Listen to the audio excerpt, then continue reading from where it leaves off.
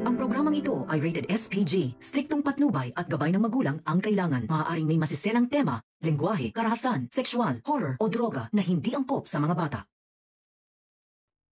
Bagong kaso na naman nga ang ipaglalaban ng ating bida na si Lilet Matias sa korte. Alamin natin. Welcome back sa aking channel, mga kaganapan sa Lilet Matias. Binantaan na nga ni Patricia, ang asawang si Ramir, na sa oras nga nang ipasok ulit at idikit sa pamilya nila, ang mag-inang si Lilet at Meredith ay talagang hindi magugustuhan ni Ramir ang maaari niyang gawin kay Lilet. Gustong-gusto ni Ramir na lumaban kay Patricia, pero hindi magawa ni Ramir dahil sa kalagayan niya. Gustong-gusto ni Ramir na ipagtanggol ang anak niyang si Lilet laban kay Patricia. Pero paano nga ba kung ganun pa din ang kalagayan nitong si Ramir? At dahil sa pambaban nitong si Patricia sa sarili niyang anak na si Trixie, ay lalong nagtaka si Trixie kung bakit galit na galit din ang mami niyang si Patricia kay Attorney Meredith. Dahil common na nga naman na galit si Patricia kay Lilet dahil anak ito sa labas ng daddy niyang si Ramir. Pero ang nakapagtataka nga daw ay bakit pati si Attorney Meredith ay ayaw ni Patricia makalapit kay Ramir. Naalala ni Trixie na pinakilala pala ng mami niya itong si Attorney Meredith sa kanya kasama ang anak niyang si Ira. Napa-research tuloy si Trixie tungkol sa Attorney Meredith sa sobrang pagtataka at kinikilos at inuugali ng mami niyang si Patricia laban kay Attorney Meredith. Malakas ang kutob ni Trixie na may namamagitan sa daddy niyang si Ramir at kay Attorney Meredith. Kaya naman umisip ng paraan si Trixie para malaman kung ano ang totoo. Kinontak ni Trixie ang anak ni Attorney Meredith na si Ira at kinausap ito tungkol sa bagay na gusto niyang linawin dito tungkol sa mami niyang si Attorney Meredith.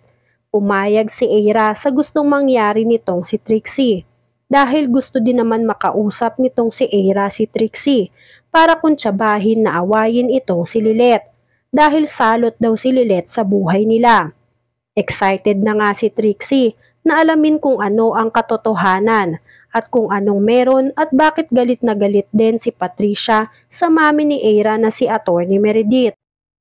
Kinabukasan, nagready na si Trixie para makipagkita kay Ira at excited na nga para malaman kung ano ang namamagitan kay Attorney Meredith at sa daddy niyang si Ramir. Kaya naman nagmadali si Trixie na umalis ng bahay nila. Mabuti na lang at wala ang mami niyang si Patricia sa bahay nila dahil abala si Patricia na magbantay sa kwarto nitong si Ramir at baka masalisihan na naman siya nitong si Lilet at ni Meredith at hindi nahayaang mangyari yun ni Patricia. Samantala, papunta na din si Ira sa lugar kung saan sila magkikita nitong si Trixie. Maya-maya, nakarating na si Ira sa lugar na nasabi ni Trixie. Nagtanong agad si Ira kung ano ang kailangan ni Trixie sa kanya at bakit ito nakipagkita bigla sa kanya. Diretsahang tinanong ni Trixie si Ira at ikwinento kung ano ang nangyari sa ospital. Galit sa akin ang ma'am ko ngayon. Nagtataka si Ira kung ano ang kinalaman niya sa pagkagalit ng mami Patricia niya kay Trixie. Kaya nagtanong si Ira kay Trixie, "What do you mean?"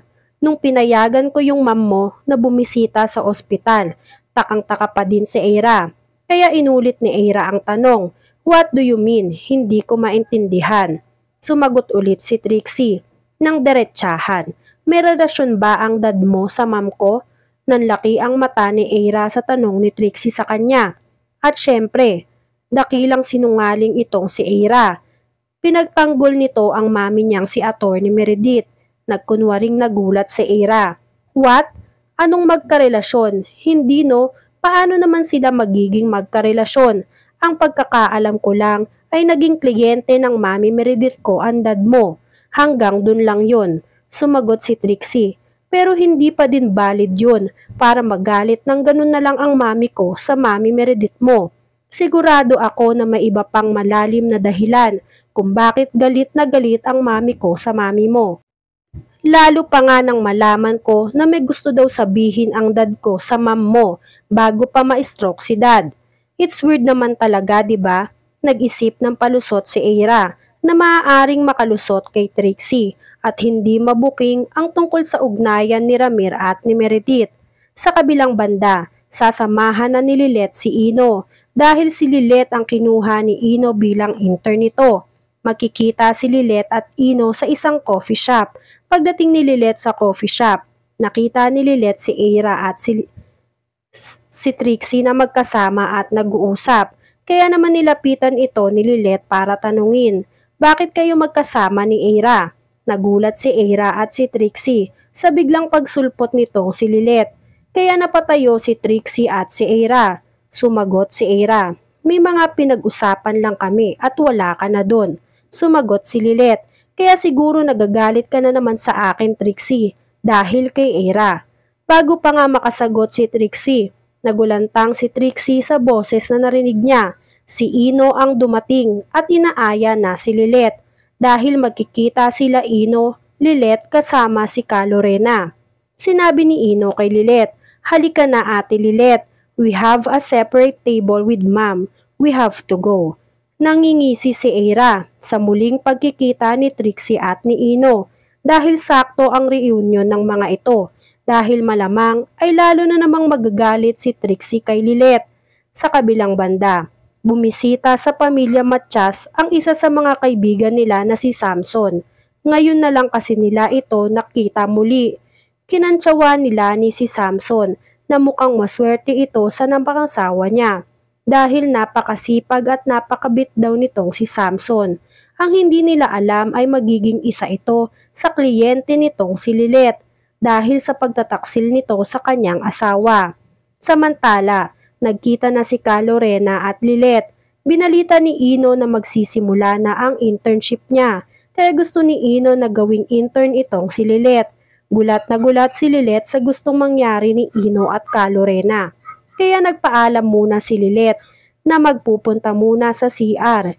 Hindi akalain ni Lilet na nandun itong si Trixie. Lumabas naman ang pagkamaldita nitong si Trixie dahil sa pag-uudyok ng mami niyang si Patricia na maging maldita muli kay Lilet.